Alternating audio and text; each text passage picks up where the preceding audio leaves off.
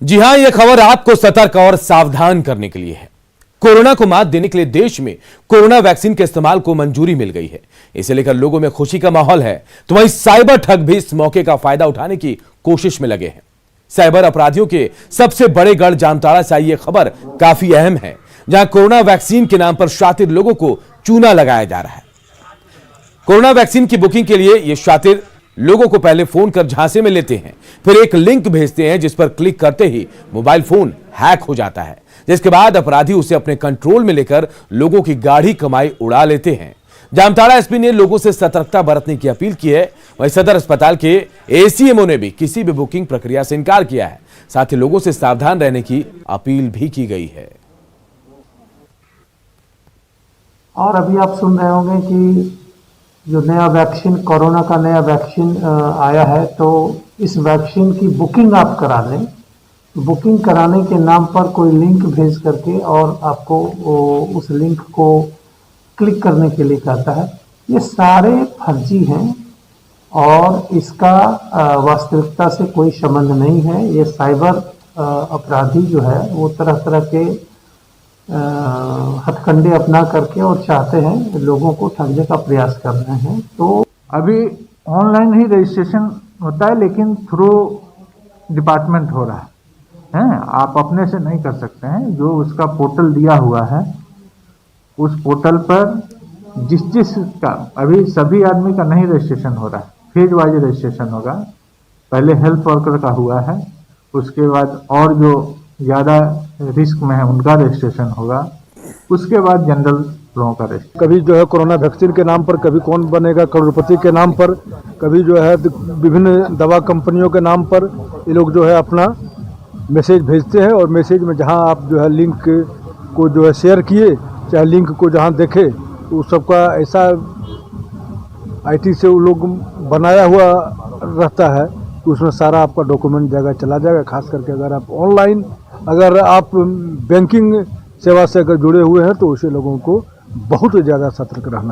Cyber अपराध पर लगाम लगाने के लिए एक और जहां पुलिस हर रोज़ प्रयास कर रही है, हर रोज़ नए तरीके अपनाकर उस पर अंकुश लगाने का प्रयास कर रही है, वहीं दूसरी तरफ साइबर अपराधी हर रोज़ एक नया तकनीक लेकर के सामने पुलिस की चुनौतियां बढ़ा रहे हैं। इन दिनों अब कोरोना वैक्सीन के नाम पर बड़ी कंपनियों का साइबर अपराधी विभिन्न तरीकों से लिंक भेज रहे हैं और उस लिंक पर क्लिक करते ही उनका सारी जानकारी साइबर अपराधियों के पास होता है और फिर उन्हें कंगाल कर दे रहा है। इसके लिए लगातार पुलिस पदाधिकारी लोगों को नहीं समझ पाने वाला लिंक से बचने का सुझाव दे रहे हैं।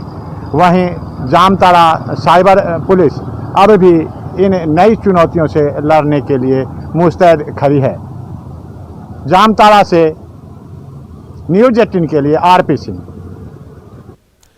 दरअसल साइबर ठगी के नए पैतरे में कोरोना वैक्सीन की बुकिंग के लिए फोन कॉल भी शामिल हो गया है। इसमें आपके पास फोन कॉल आएगा और बताया जाएगा कि आप कोरोना वैक्सीन की बुकिंग करा लें, क्योंकि वैक्सीन बेहद कम है। कोरोना के खौफ के आगे आप जब हामी भरेंगे तो एक लिंक आपके मोबाइल पर शेयर किया जाएगा और जैसे ही आप लिंक खोलेंगे, आपका मोबाइल उस साइबर ठग के नियंत्रण में चला जाएगा। ऐसे में जरूरत है साइबर ठगों से सावधान रहने की, ताकि आपकी गाढ़ी कमाई शातिरों की नजरों से बची रह सके।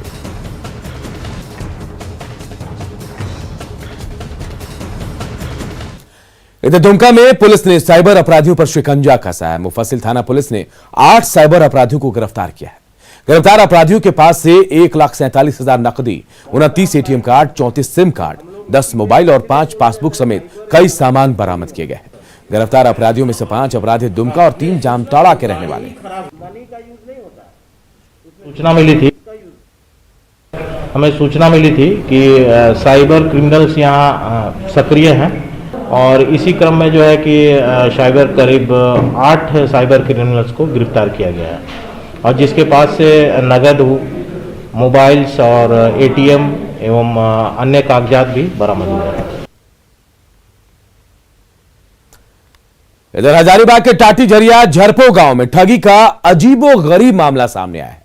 दरअसल सुबोध नाम का युवक जो 16 साल पहले अपने घर से लापता हो गया और अचानक अक्टूबर महीने में योगी के वेश में घर पहुंचा। उस दौरान उसने खुद को घर का बेटा बताया और अपने कथित पिता से 10,000 का मोबाइल मांग कर ले गया। अक्टूबर के बाद आज फिर वो अपने परिजनों के पास पहुंचा और 5,000 रुपए और एक सोने के चेन की मांग की। शक होने पर परिजनों ने जब सख्ती से पूछताछ की तो ठग के यूपी के निवासी होने का पता चला। वहीं सुबोध होने का दावा कर रहा युवक का नाम सफीक निकला। ऐसे में परिजनों ने स्थानीय पुलिस को सूचना दी और पुलिस ने युवक को गिरफ्त में लेकर अब जांच शुरू कर दी है। आने के बाद वो 2.5 घंटा लगभग यहाँ रहा, पूरे ग्रामीणों की भीड़ थी। उसके बाद वो 2.5 घंटा के बाद वो वहाँ से निकल गया और फिर 4-5 दिन के बाद वो फिर पुनः यहाँ पर ला करके आया। उसके बाद वो जो है सो पूजा पाठ भी यहाँ किया कि ये मेरा घर है, मेरा सब चीज़ है। उसके बाद फिर वो यहाँ से निकल गया। पहले लगा कि आपका बेटा है, हम सुबोध हैं, तही नाम ला करके हम उसको गए नहीं रहा। फिर हम तौरगर पैर उसका देखें, आँख देखें तो मेरा बेटा का यहाँ का कटल निकाल सर इसका यहाँ है चीरा। वही विश्वास लेके कहीं मती उती मार दिया का हमको संकोच आया कि शायद हो सकता है मेरा बेटा। फिर उसके बाद क्या हुआ? उसके बाद ठग से मोबाइल ले लिया 12,000 के। और मम्मी मोबाइल दीजिए, अगर मेरा बेटा के गाड़ी में डिग्गी में इतना पैसा था, चोरा भाग गया। कोरोना महामारी के खिलाफ लड़ने के लिए देश में अभी तक 2 वैक्सीन को सरकार मंजूरी दे चुकी है।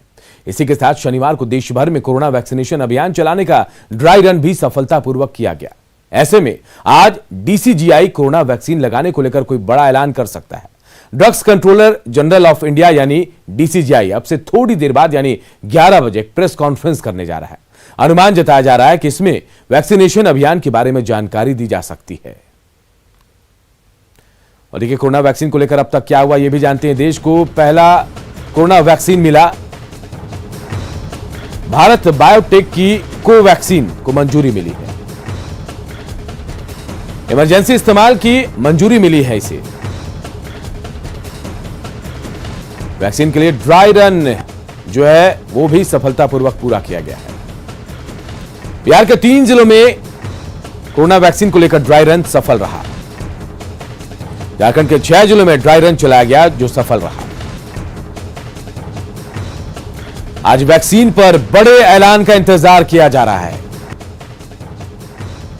11 बजे डीसीजीआई की प्रेस कॉन्फ्रेंस है। भारत में 3 जगहों पर वैक्सीन का निर्माण हुआ है। वैक्सीन के आने से कोरोना का खात्मा होगा। लातेहार में कृषि मंत्री बादल पत्रलेख ने ग्रामीणों के बीच पहुंचकर रात्रि चौपाल लगाई। सदर प्रखंड के मोंगर गांव में आयोजित रात्रि चौपाल में मंत्री ने ग्रामीणों के कृषि और दूसरे मुद्दों से जुड़ी समस्याओं को जाना और साथ ही उनका ऑन द स्पॉट निपटारा भी किया। कार्यक्रम के बाद ग्रामीणों के बीच कंबल, स्लीपिंग बैग का भी वितरण किया गया। रात्रि चौपाल का जायजा लिया हमारे सहयोगी विकास तिवारी ने। ऐतिहासिक कार्य किए जा रहे हैं। झारखंड सरकार के इतिहास में यह पहला दफा हो रहा है कि लातेहार जिले में झारखंड सरकार के जो कृषि मंत्री हैं वो उनका आगमन हुआ है और देर रात्रि तक ये रात्रि चौपाल का आयोजन किए हैं और ग्रामीणों की समस्या सुने हैं। हम दिखा सकते हैं कि किस तरह से ग्रामीण मध्य रात्रि में भी यहाँ पर जमे हुए हैं और मंत्री जी की बात को सुन रहे हैं, अपनी समस्याओं से उनको अवगत करा रहे हैं तथा उनसे समाधान मांग रहे हैं। हमारे साथ मंत्री जी हम बात करना चाहेंगे कि आप कैसे जिज्ञासा हुई रात्रि में चौपाल लगाने का? जागो जवान जागो किसान इसका नारा दिया कि बिना आपके सहयोग से हम नहीं कर सकते हैं। चैम्बर ऑफ फार्मर्स का भी आने वाले दिनों में हम गठन करना है कि उसका प्रारूप क्या होगा ये इनसे भी समझने का हमने प्रयास किया। ये छोटा सा प्रयास हमारे तरफ से है और इसका फलाफल जो यहाँ पर जो रिजल्ट हमको देखना को मिला, जो लोगों में विश्वास जगा कि नहीं, जिसके लिए हम रोज भागम भाग करते हैं, महीनों लग जाता है, हम मंत्री से नहीं मिल पाते, उपायुक्त महोदय से अपना काम नहीं करा पाते। आज उपायुक्त महोदय भी, विधायक जी भी, मंत्री भी हमारे द्वार आए हैं। जरूर कुछ न कुछ होगा, इसका फलाफल निकलेगा। ये राज्य के लिए एक शुरुआत है। जो हमने कहा था कि आबुआ दिसुम आबुआ राज है, सरकार रांची या फिर एसी में बैठ के काम नहीं करती, सरकार इनके साथ चौपाल में बैठ के भी निर्णय लेती है, रातें इनके साथ गुजरती है। बातें होती है, विश्वास बढ़ता है और ये कारवां बढ़ता जाता है। उपायुक्त महोदय से लेकर यहाँ के विधायक जी से लेकर सभी लोग हमारे साथ हैं, तो जरूर इस क्षेत्र की तस्वीर और तकदीर आने वाले समय में बदलेगी। कल हम नहीं रहेंगे, कल वैद्यनाथ बाबू भी नहीं रहेंगे, कल डीसी साहब भी नहीं रहेंगे, लेकिन इस चौपाल का गूंज आपको आने वाले 20 वर्षों तक सुनाई देगा। ये भरोसा हम इस चौपाल के माध्यम से आपको देंगे। लातेहार से न्यूज़ 18 के लिए विकास तिवारी।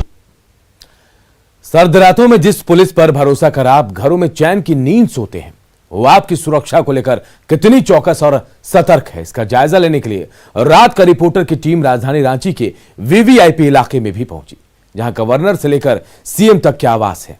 हाल ये था कि सीएम आवास के सामने गोंदा थाने में भी जवान चादर के नीचे गहरी नींद में थे, लेकिन वहां मौजूद एएसआई कैमरे में पकड़े जाने के बावजूद ये मानने को तैयार नहीं थे कि वो सो रहे थे। जितने भी पीसीआर थे सभी में जवान सोते मिले। अब सवाल है कि ऐसे में रांची के लोग कितने सुरक्षित हैं। जायजा लिया हमारे सहयोगी अविनाश कुमार ने। बात मुख्यमंत्री के आवास के ठीक सामने गोंदा थाने की हो रही है और सामने जो बोर्ड है ये बताने के लिए काफी है कि हम उसी थाने के दहलीज पर आकर खड़े हैं। क्या नाम हुआ आपका? जितेंद्र राम है। जितेंद्र राम, क्या है पोस्ट आपका? गोंदा थाना में है। गोंदा थाने में ही। दरवाजा क्यों बंद रखे हैं आप? हाँ? दरवाजा क्यों बंद रखे हैं? नहीं, बंद नहीं, कुत्ता कोई आता है। कुत्ता कैसे अंदर आएगा? आ जाता है, रोड पर आता है। तो आप लोग नहीं रहते हैं गेट पर? अभी गेट ही पर है ना, इसीलिए पूछ रहे हैं। तो कुत्ता कैसे अंदर आ जाएगा? नहीं, कभी कभी आ जाता है, मान ली कुछ काम रहता है तो लगा कर रहते हैं। कौन कौन है अभी थाने में? हाँ, आपके अलावे? सर लोग भी हैं। सर लोग हैं। आज ड्यूटी पर आप हैं, आपके अलावे? आप लोग ड्यूटी पर हैं आज? ड्यूटी बाहर लगा हुआ है। हाँ? नहीं, आप लोग ड्यूटी पर हैं कि नहीं? आप ड्यूटी पर हैं तो सो रहे हैं। खाना पहरा है ना, ये चीज है। बाहर में जो चेकिंग है, चेकिंग है। नहीं, हम कह रहे हैं कि आज आप ड्यूटी पर हैं कि नहीं? अभी हाँ, थाना बाहर पर हैं। थाना पर हैं और आप कह रहे हैं कि हम सो रहे हैं। एक ही आदमी रहता है गेट पर? खराब है करने का। किसका? अंदर में है यहाँ। आपकी तबीयत ठीक है? आपकी तबीयत ठीक है कि नहीं? है यहाँ पर अंदर में है। नहीं, हम आपसे पूछ रहे हैं कि आपकी तबीयत ठीक है या आपकी तबीयत भी नासाज है? बाबू,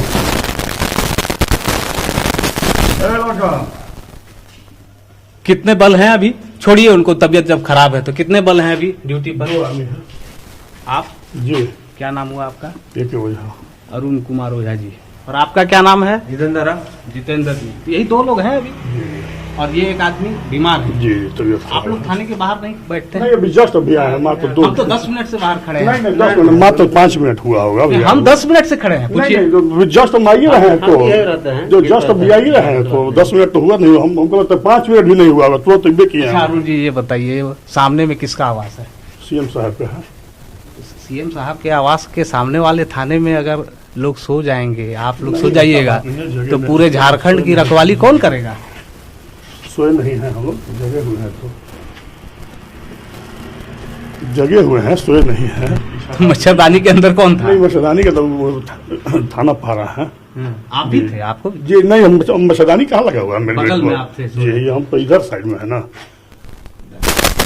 तो ये तस्वीर है और इस तस्वीर के साथ ही हम इस पूरे रात की कहानी, पुलिस की कहानी, खाकी वर्दी की कहानी की शुरुआत कर रहे हैं। और ये जान लेना ज़रूरी था कि अगर हम पूरे राजधानी की बात करें या पूरे झारखंड की बात करें तो शुरुआत मुख्यमंत्री आवास के ठीक सामने वाले थाने से ही होनी चाहिए थी। इसलिए हमने शुरुआत यहाँ से की और हमने जो देखा, जो आपने देखा, वो सब कुछ बताने के लिए काफ़ी है। आगे और भी बहुत सारी तस्वीरें हैं इस राजधानी रांची के अलग अलग इलाकों से कि पुलिस रात के वक्त क्या करती है। और भी तस्वीरें हैं और उन तस्वीरों के साथ हम राजधानी रांची की हकीकत को बयां कर रहे हैं कि पुलिस के जवान रात के वक्त क्या करते हैं।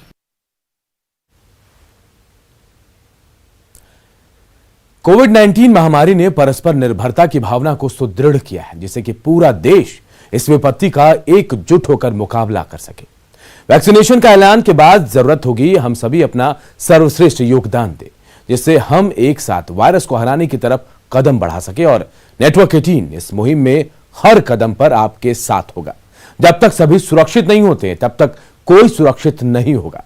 इसी सोच के आधार पर हमारे कैंपेन संजीवनी का लक्ष्य यह सुनिश्चित करना है कि वैक्सीन पाना सभी भारतीयों का अधिकार है।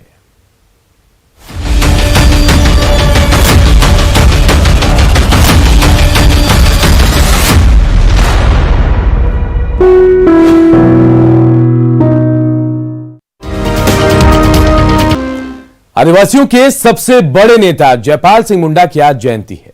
उनकी शख्सियत ही ऐसी थी कि उन्हें आदिवासियों के मरांग गोमकी यानी सबसे बड़े नेता के रूप में जाना जाता है।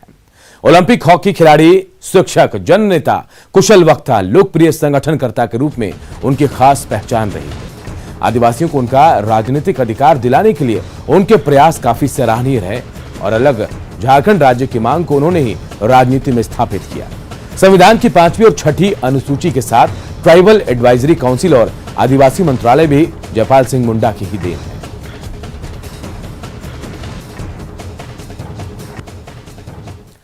और इस बुलेटिन में इतना ही, लेकिन खबरें लगातार जारी है। देखते रहिए न्यूज़ 18 बिहार झारखंड।